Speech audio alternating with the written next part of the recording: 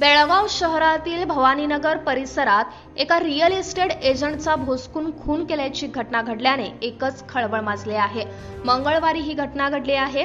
पोलिसांनी दिलेल्या माहितीनुसार राजू दोडभमन नावावर वय 45 वर्षे, राहणार बस्तवाड हलगा असे रिअल इस्टेट एजंटचे नाव असून तो मूळचा बस्तवाड गावचा असून टिळकवाडी येथे काही वर्षांपासून तो वास्तव्यास होता। मयत राजू याला चाकूने वार करून त्याला ठार करण्यात आले आहे। त्याआधी त्याच्या डोळ्यात आणि तोंडामध्ये तिखट पूट टाकून त्याला ठार करण्यात आले आहे। या घटनेमुळे मंडोळी रोड परिसरात एकच खळबळ माजली आहे। राजू सध्या संस्कृती पाम्स टिळकवाडी येथे राहत होता।